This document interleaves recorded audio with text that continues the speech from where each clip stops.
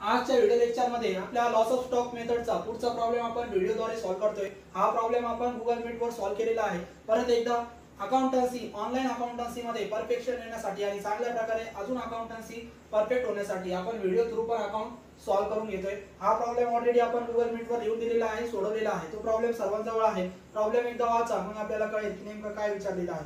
Fire occurred in the business premises of Vijay brothers Mumbai on 1 August 2018। Date of fire दिलेली 1 August 2018। मग इथं त्याला underline करा, मी इथं लिहून ठेवतो। डेट ऑफ फायर 1 ऑगस्ट 2018 ही डेट ऑफ फायर आहे। त्याच्यानंतर काही इन्फॉर्मेशन दिलेली आहे, त्यानंतर आपण वाचूया प्रॉब्लेम। बघा शेवटचा paragraph, the stock salvage was worth ₹29,000। Salvage दिलेले 29,000। त्याच्यानंतर the amount of policy was ₹60,000। Amount of policy 60,000 दिलेली आणि there was an average clause in the policy. Policy मध्ये एव्हरेज क्लॉज सांगितलेला आहे, याचा अर्थ तुम्हाला इन्शुरन्स क्लेम शेवटच्या स्टेपला कॅल्क्युलेट करावा लागेल, कारण पॉलिसी मध्ये एव्हरेज क्लॉज सांगितलेला आहे। आता आपण इथं आपला प्रॉब्लेम सॉल्व्ह करूया। 5 स्टेप मध्ये प्रॉब्लेम सॉल्व्ह करतो आपण। Trading account, percentage of gross profit, memorandum, loss of stock आणि इन्शुरन्स क्लेम।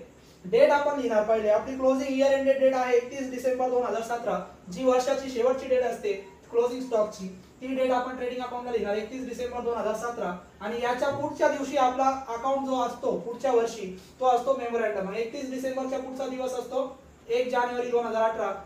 आता मेमोरंडम ट्रेडिंग अकाउंट 1 जानेवारी पासून सुरू होईल तर कुठपर्यंत, डेट ऑफ फायर पर्यंत 1 ऑगस्ट 2018। तर या पद्धतीने दोन्ही अकाउंटला आपण डेट लिहिणार। हा अकाउंट पूर्ण वर्षाचा असतो म्हणून फॉर द इयर एंडेड। हा अकाउंट पूर्ण वर्षाचा नसतो, तो डेट ऑफ फायर पर्यंत असतो म्हणून वर्षाच्या सुरुवातीपासून डेट ऑफ फायर पर्यंत एवढाच त्याचा पिरियड असेल म्हणून फॉर द पिरियड। तर आता प्रॉब्लेम आपण सोडूया।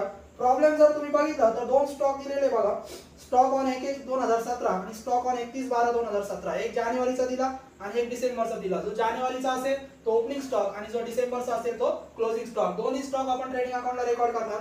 मग स्टॉक पहिला to opening stock, opening stock तिथं दिलेला आहे बघा 1,61,000। त्याच्यानंतर क्लोजिंग स्टॉक, क्लोजिंग स्टॉक आपण क्रेडिट साइडला रेकॉर्ड करणार 2-3 ओळी सोडून। बाय क्लोजिंग स्टॉक आणि क्लोजिंग स्टॉक तिथं दिलेला आहे आपल्याला बघा 45,000 45,000। आता हा क्लोजिंग स्टॉक आहे वर्षाच्या शेवटचा, तो पुढच्या दिवशी नवीन वर्षामध्ये ओपनिंग स्टॉक मध्ये कन्वर्ट होणार। म्हणजे मागच्या वर्षाचा क्लोजिंग स्टॉक पुढच्या वर्षी शेवट ओपनिंग स्टॉक असतो। मग या वर्षाचा क्लोजिंग स्टॉक पुढच्या वर्षी म्हणजे पुढच्या दिवशी मेमोरंडमचा ओपनिंग स्टॉक असणार। मग आपण इथं रेकॉर्ड करणार टू ओपनिंग स्टॉक आणि तो दिलेला आहे 45,000 45,000। त्याच्यानंतर आता बाकीचे ट्रान्झॅक्शन कसे सोडवणार, तर ज्या ट्रान्झॅक्शन मध्ये डेट ऑफ फायर येणार ते ट्रान्झॅक्शन आपण डेट ऑफ फायर साठी कोणता अकाउंट असतो मेमोरंडम ट्रेडिंग अकाउंट तिथे रेकॉर्ड करणार।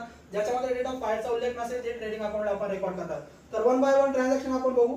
पहिले दिले परचेस। मग परचेस बघा, purchase for the year ended 31 December. आता डेट ऑफ फायर 1 ऑगस्ट आहे, त्याच्या अगोदरचा दिवस जर घेतला आपण 1 ऑगस्टच्या अगोदर काय येणार 31 जुलै 2018।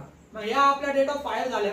मग ज्याच्यामध्ये हे डेट ऑफ फायर येणार ते ट्रान्झॅक्शन डेट ऑफ फायरचे मेमोरंडमला रेकॉर्ड करायचे। आता हा purchase for the year ended, year एंडेडचा दिला 31 डिसेंबर। 31 डिसेंबर ही काय डेट ऑफ फायर नाही, हे डेट ऑफ फायर ऑगस्टची आहे। म्हणजे हा ट्रान्झॅक्शन डेट ऑफ फायरचा नाहीये। ज्याच्यामध्ये डेट ऑफ फायर नसते तो ट्रान्झॅक्शन आपण ट्रेडिंगला रेकॉर्ड करतो। मग परचेस आपण इथं रेकॉर्ड करणार। मग इथं आपण लिहिणार टू परचेस, टू परचेस। आता त्या परचेसची अमाउंट दिली बघा 1,80,000। किती दिली 1,80,000। आपण आता डायरेक्ट अमाउंट कॉलमला 1,80,000 लिहिणार नाही, कारण आजच्या प्रॉब्लेम मध्ये बघा व्यवस्थित बघा, आजच्या प्रॉब्लेम मध्ये खाली रिटर्नचे ट्रान्झॅक्शन दिलेले, रिटर्न इनवर्ड रिटर्न आउटवर्ड। मग रिटर्नचे ट्रान्झॅक्शन जर असतील तर ते परचेस आणि सेल्स मधून लेस करायचे। मग परचेस आपण डायरेक्ट अमाउंट कॉलमला न लिहिता इनर कॉलमला आपण लिहिणार। मग परचेस इथं दिलेले आहे 1,80,000। आता तिथं आपल्याला रिटर्न जे दिले ते दोन प्रकारचे दिले, एक आहे रिटर्न इनवर्ड आणि एक आहे रिटर्न आउटवर्ड। कोणत्या रिटर्नला काय म्हणणार, तर लक्ष द्या, ज्या वेळेस परचेस केलेला माल आपण परत करतो म्हणजे परचेसचे ट्रान्झॅक्शन आपण जेव्हा रिटर्न असतात तेव्हा त्याला म्हणतात रिटर्न आउटवर्ड। म्हणजे परचेसच्या रिटर्नला आपण म्हणणार रिटर्न आउटवर्ड आणि सेल्सच्या रिटर्नला आपण म्हणणार रिटर्न इनवर्ड। मग परचेस मधून कोणते रिटर्न लेस करणार, परचेसला कोणते रिटर्न असतात, रिटर्न आउटवर्ड असतात। मग आता रिटर्न आउटवर्ड पण तिथं दोन दिले, मग काय करायचं, ज्या रिटर्न आउटवर्ड मध्ये डेट ऑफ फायर आहे ते रिटर्न आउटवर्ड मेमोरंडमचे असतील आणि ज्या रिटर्न आउटवर्ड मध्ये डेट ऑफ फायर नाही ते रिटर्न आउटवर्ड परचेसचे असतील. जसा हा परचेस डेट ऑफ फायरचा नव्हता इथं रेकॉर्ड केला, तसाच रिटर्न आउटवर्ड मध्ये फक्त आपण डेट बघणार, डेट ऑफ फायरची असेल तर तो रिटर्न आउटवर्ड इथं लेस करणार आणि डेट ऑफ फायर नसेल तर तो रिटर्न आउटवर्ड इथं लेस करणार. तर आता रिटर्न आउटवर्ड दोन दिले बघा, दोन्ही रिटर्न आउटवर्ड मध्ये या परचेसचे रिटर्न कोणते ते आपण इथं शोधणार. तर बघा आता रिटर्न आउटवर्ड, एक रिटर्न आउटवर्ड दिला, एक रिटर्न आउटवर्ड आहे रिटर्न आउटवर्ड फ्रॉम 1/1/2018 टू 31 जुलै. त्या रिटर्न आउटवर्ड मध्ये 31 जुलै आली, 31 जुलै म्हणजे डेट ऑफ फायर, म्हणजे ते रिटर्न आउटवर्ड कोणत्या अकाउंटचे, मेमोरंडमचे. आपल्याला इंटरनल रिटर्न आउटवर्ड पाहिजे ट्रेडिंगचा ज्याच्यामध्ये डेट ऑफ फायर नसेल. मग दुसरा रिटर्न आउटवर्ड बघा, return outward for the year ended, year ended 31 March 31 डिसेंबरचा दिला, मग 31 डिसेंबरचा रिटर्न आउटवर्ड म्हणजे ट्रेडिंग अकाउंटचा रिटर्न आउटवर्ड. आणि रिटर्नचे व्यवहार नेहमी आपण लेस करणार, माहिती आहे, लेस रिटर्न आउटवर्ड, लेस रिटर्न आउटवर्ड. आणि तो रिटर्न आउटवर्ड आपल्याला दिलेला आहे बघा, return outward for the year ended 30,000. मग 1,80,000 मधून तुम्ही 30,000 वजा करा, आउटरला उत्तर येणार 1,50,000. म्हणजे परचेस आपले आहे 1,50,000 चे. परचेस दिले, आता त्याच्यातून रिटर्न आउटवर्ड लेस करत चला, सेल्स मधून रिटर्न इनवर्ड लेस होणार. परचेस आपले झाले. आता दुसरे परचेस बघा, परचेस फ्रॉम 1/1/18 टू 31 जुलै 2018. 31 जुलै म्हणजे कोणती, डेट ऑफ फायर, म्हणजे ते परचेस डेट ऑफ फायरचे आहे, म्हणजे कुठे रेकॉर्ड करायचे, मेमोरंडमला. मग आपण इथं रेकॉर्ड करणार टू परचेस आणि ते परचेस सुद्धा आपण इनरला लिहिणार कारण त्याचे रिटर्न त्याच्यातून लेस करावे लागतील. मग परचेस मेमोरंडमचे परचेस किती दिलेले बघा, मेमोरंडमचे परचेस दिले 4,50,000, 4,50,000. याच्यामधून पण रिटर्न आउटवर्ड लेस होणार. मग खाली आपण लिहिणार लेस रिटर्न आउटवर्ड. रिटर्न आउटवर्ड आता इथं आपण डेट ऑफ फायर ज्याच्यामध्ये नव्हती ते इथं लेस केले, ज्या रिटर्न आउटवर्ड मध्ये डेट ऑफ फायर असतील ते रिटर्न आउटवर्ड इथं लेस करा. मग दोन रिटर्न आउटवर्ड दिले होते, एक रिटर्न आउटवर्ड इथं लेस केला, दुसरा रिटर्न आउटवर्ड ज्याच्यामध्ये डेट ऑफ फायर असेल ते इथं लेस करा. मग दुसरा रिटर्न आउटवर्ड बघा, रिटर्न आउटवर्ड फ्रॉम 1/1/18 टू 31 जुलै 2018. 31 जुलै त्या रिटर्न आउटवर्ड मध्ये डेट ऑफ फायर आली, म्हणजे ते रिटर्न आउटवर्ड मेमोरंडमचे आहे म्हणून इथं लेस करा. मग ते रिटर्न आउटवर्ड बघा किती दिलेले, तर ते रिटर्न आउटवर्ड आपल्याला दिले 10,000. मग 4,50,000 मधून 10,000 लेस करा, आउटरला आपण लिहिणार 4,40,000. या पद्धतीने आपण परचेस रेकॉर्ड केले.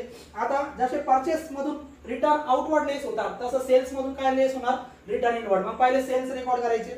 आता ट्रेडिंग अकाउंटला सेल्स रेकॉर्ड करणार, मेमोरंडमला रेकॉर्ड करणार. कोणते, ज्याच्यामध्ये डेट ऑफ फायर असेल ते सेल्स मेमोरंडमला, ज्याच्यामध्ये डेट ऑफ फायर नसेल ते ट्रेडिंगला. मग सेल्स बघा, पहिले सेल्स दिले, सेल्स फ्रॉम 1/1/18 टू 31 जुलै 18. त्या सेल्स मध्ये 31 जुलै आली म्हणजे कोणती डेट ऑफ फायर, ज्याच्यामध्ये डेट ऑफ फायर येते ते आपण लिहिणार मेमोरंडमला. मग आपण तो सेल्स इथं लिहिणार मेमोरंडमच्या क्रेडिट साइडला बाय सेल्स, आणि तो आउटरला नाही लिहायचा त्याच्यामध्ये रिटर्न आहे.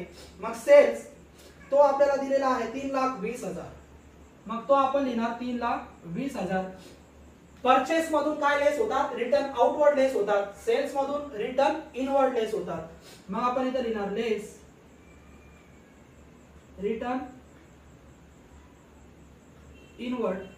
आता कोणते रिटर्न इनवर्ड, तर ज्या रिटर्न इनवर्ड मध्ये डेट ऑफ फायर आली ते रिटर्न इनवर्ड, आणि ज्या रिटर्न इनवर्ड मध्ये डेट ऑफ फायर नसेल ते रिटर्न इनवर्ड ट्रेडिंगला लेस करायचे. मग आता दोन रिटर्न इनवर्ड असतील त्याच्यामध्ये फक्त डेट ऑफ फायर चेक करायची. रिटर्न इनवर्ड बघा, रिटर्न इनवर्ड पहिला दिला for the year ended 31 December. 31 डिसेंबरचा रिटर्न इनवर्ड दिला, 31 डिसेंबर ही काय डेट ऑफ फायर नाहीये, म्हणजे ते रिटर्न इनवर्ड कोणत्या अकाउंटचे आहे, ट्रेडिंग अकाउंटचे. आपल्याला मेमोरंडमचे पाहिजे. मग दुसरे रिटर्न इनवर्ड बघा, रिटर्न इनवर्ड फ्रॉम 1/1/2018 टू 31 जुलै. त्या रिटर्न इनवर्ड मध्ये 31 जुलै आली म्हणजे डेट ऑफ फायर आली, ज्या ट्रान्झॅक्शन मध्ये डेट ऑफ फायर असते ते मेमोरंडमचे. मग इथं डेट ऑफ फायरचे रिटर्न इनवर्ड आपण लेस करणार, आणि ते रिटर्न इनवर्ड आपल्याला दिलेले 40,000. मग आपण ते रिटर्न इनवर्ड लेस करणार 40,000. आउटरला आपलं उत्तर येणार 2,80,000. या पद्धतीने आता दुसरा सेल्स पण आपण रेकॉर्ड करणार. दुसरा सेल्स बघा, sales for the year ended 31 December. 31 December ही काय डेट ऑफ फायर नाहीये, मग ज्याच्यामध्ये डेट ऑफ फायर नसते ते ट्रान्झॅक्शन आपण कुठे रेकॉर्ड करणार, ट्रेडिंग अकाउंटच्या क्रेडिट साइडला. मग ते सेल्स ट्रेडिंग अकाउंटचे आहे, मग इथं आपण रेकॉर्ड करणार बाय सेल्स. इनरला लिहायचे सेल्स 4 लाख, सेल्स दिले 4 लाख, आता सेल्स मधून काय लेस होतात, परचेस मधून रिटर्न आउटवर्ड लेस होतात, सेल्स मधून रिटर्न इनवर्ड लेस होतात. मग आपण लिहिलं लेस रिटर्न इनवर्ड आणि रिटर्न इनवर्ड लेस करायचे. आता कोणते रिटर्न इनवर्ड, इथं रिटर्न इनवर्ड लेस केले ज्याच्यामध्ये डेट ऑफ फायर होती, इथं कोणते लेस करायचे ज्याच्यामध्ये डेट ऑफ फायर नाही. मग बघा आता return inward for the year ended 31 December 2017 20,000. 31 December सांगितले, 31 डिसेंबर इका डेट ऑफ फायर नाहीये, ज्याच्यामध्ये डेट ऑफ फायर नसते ते आपण इथं रेकॉर्ड करणार. मग हे रिटर्न इनवर्ड 31 डिसेंबरचे आहे म्हणजे इथं तुम्हाला लेस करावे लागतील. रिटर्न इनवर्ड आहे 20,000. रिटर्न इनवर्ड किती दिले 20,000. मग 4 लाख मधून 20,000 आपण लेस करणार, आपलं आउटरला उत्तर येणार 3,80,000. तर आज नवीन ट्रान्झॅक्शन आपण शिकत होतो. परचेसचे रिटर्न दिले होते, सेल्सचे रिटर्न दिले होते. परचेसच्या रिटर्नला म्हणतात रिटर्न आउटवर्ड, सेल्सच्या रिटर्नला म्हणतात रिटर्न इनवर्ड. ज्या प्रकारे दोन परचेस असतात, एक ट्रेडिंगचा परचेस, एक मेमोरंडमचा परचेस, त्याचप्रमाणे दोन रिटर्न आउटवर्ड असतील. एक रिटर्न आउटवर्ड ट्रेडिंग अकाउंटला लेस करा, एक रिटर्न आउटवर्ड मेमोरंडमला लेस करा. मग कोणता मेमोरंडमला, तर ज्या रिटर्न आउटवर्ड मध्ये डेट ऑफ फायर आली ते मेमोरंडमला लेस करा. ज्या रिटर्न आउटवर्ड मध्ये डेट ऑफ फायर नसेल ते ट्रेडिंगला लेस करा. जसे दोन सेल्स असतात, एक ट्रेडिंगचा आणि एक मेमोरंडमचा, तसेच दोन रिटर्न इनवर्ड असतात. एक मग कोणता रिटर्न इनवर्ड कुठे लेस करायचा, तर ज्या रिटर्न इनवर्ड मध्ये डेट ऑफ फायर असेल ते रिटर्न इनवर्ड मेमोरंडमला लेस करा आणि ज्या रिटर्न इनवर्ड मध्ये डेट ऑफ फायर येणार नाही ते रिटर्न इनवर्ड ट्रेडिंग अकाउंटला लेस करा. तर या पद्धतीने आपण ट्रान्झॅक्शन लेस केलेले आहे. त्याच्यानंतर आपले इथं बघितलं तर सर्व ट्रान्झॅक्शन आपले रेकॉर्ड झालेले आहे. ट्रान्झॅक्शन रेकॉर्ड झाल्यानंतर आपण इथं अकाउंट क्लोज करणार. ट्रेडिंग अकाउंट जर तुम्ही बघितलं तर ट्रेडिंग अकाउंटची आपल्याला क्रेडिट साइड जास्त दिसते आणि क्रेडिट साइड आपल्याला दिसते 4,25,000. क्रेडिट साइडची टोटल लिहिली आपण 4,25,000. क्रेडिट साइडची टोटल आहे 4,25,000. आता जर डिफरन्स काढला आपण तर डिफरन्स येतो 1,14,000. 1,14,000. ट्रेडिंग अकाउंटच्या डिफरन्सला आपण काय म्हणणार, तर ट्रेडिंग अकाउंटच्या डिफरन्सला आपण म्हणतो to gross profit. Gross profit मिळाला 1,14,000. आता त्या ग्रॉस प्रॉफिटचे पुढच्या स्टेपला पर्सेंटेज काढायचे. पर्सेंटेज कसे सोडवणार, तर फॉर्म्युला आहे gross profit divided by cells multiply करा 100 ने. ग्रॉस प्रॉफिट तुम्ही इथं सोडवलेले आहे 1,14,000 भागिले सेल्स ट्रेडिंग अकाउंटचा घ्यायचा. आता सेल्स इथं इनरला 4 लाख आहे, इनरचा सेल्स घ्यायचा नाही. आउटरला रिटर्न लेस केल्यानंतर किती उरले होते 3,80,000. मग आपण घेणार 3,80,000 गुणिले 100. तर या पद्धतीने 1,14,000 भागिले 3,80,000 गुणिले 100 केलं तर उत्तर येतं 30%, 30%. 30% ग्रॉस प्रॉफिटचे रेट आले. आता तिसरी स्टेप मेमोरंडम क्लोज करायचं नाही, तर या ग्रॉस प्रॉफिटचे रेट तुम्ही सेल्सवर काढायचे. त्याला म्हणतात ग्रॉस प्रॉफिट कॅरीड डाऊन. आणि ग्रॉस प्रॉफिट कॅरीड डाऊन याचा इफेक्ट आपल्याला स्वतःला करावा लागतो मेमोरंडम अकाउंटच्या ट्रेडिंग साइडला. आपण इथं लिहिणार to gross profit carried down. आणि तो कसा काढायचा, ग्रॉस प्रॉफिट म्हणजे रेट किती आहे 30% ऑन सेल्सवर. मग हा सेल्स इनरला 3,20,000 आहे, इनरचा घ्यायचा नाही. आउटरचा किती आहे 2,80,000. मग 2,80,000 वर 30% तुम्हाला घ्यायचे आणि ते येतात 84,000, 84,000. हा ट्रान्झॅक्शन रेकॉर्ड केल्यानंतर मेमोरंडम ट्रेडिंग अकाउंट क्लोज करा. मेमोरंडम ट्रेडिंग अकाउंट क्लोज होतो 5,69,000 वर, 5,69,000. आता मेमोरंडमचा डिफरन्स काढायचा आहे. मेमोरंडमचा डिफरन्स आपल्याला येतोय 2,89,000, 2,89,000. आता ट्रेडिंगच्या डिफरन्सला ग्रॉस प्रॉफिट म्हणतात, मेमोरंडमच्या डिफरन्सला काय म्हणणार आपण, तर मेमोरंडमच्या डिफरन्सला म्हणतात by stock on date of fire. Stock on date of fire यालाच आपण क्लोजिंग स्टॉक सुद्धा म्हणू शकतो. Closing stock. 3 स्टेप आपल्या झाल्या. Trading account, percentage of gross profit, memorandum trading account. पुढची स्टेप आपण सोडवणार लॉस ऑफ स्टॉक. पुढची स्टेप आहे loss of stock. Loss of stock सोडवायची असेल तर लॉस ऑफ स्टॉक ची सुरुवात करतात stock on date of fire. Stock on date of fire. Stock on date of fire तुम्ही इथं सोडवलेला आहे, तो आहे 2,89,000 आहे, तसा लिहा 2,89,000. आणि याच्यामधून एक ट्रान्झॅक्शन आपण लेस करणार ज्याला आपण म्हणतो लेस स्टॉक सॉल्वेज. स्टॉक सॉल्वेज इथून लेस करणार आपण. स्टॉक सॉल्वेजची अमाऊंट प्रॉब्लेम मध्ये दिली जाते. प्रॉब्लेम वाचला तुम्ही तर सॉल्वेज अमाऊंट तिथे दिलेली बघा. The stock salvage was worth ₹29,000. 29,000 आपल्याला स्टॉक सॉल्वेज दिलेला आहे. 29,000 लेस केल्यानंतर उत्तर येतं 2,60,000. 2,60,000 हे आहे loss of stock. Loss of stock आपल्याला मिळाले 2,60,000. आता लॉस ऑफ स्टॉक मिळाल्यानंतर 4 स्टेप झाल्या. शेवटची step insurance claim. Average clause नुसार सोडवणार आपण इन्शुरन्स क्लेम. आणि क्लेम आपण प्रॉब्लेम वाचला होता की तिथे एव्हरेज क्लॉज सांगितलेला आहे. एव्हरेज क्लॉज सांगितला तर तुम्हाला क्लेमचा पहिले फॉर्म्युला लिहावा लागेल. इन्शुरन्स क्लेमचा फॉर्म्युला काय तर फॉर्म्युला आपण लिहूया. Value of insurance policy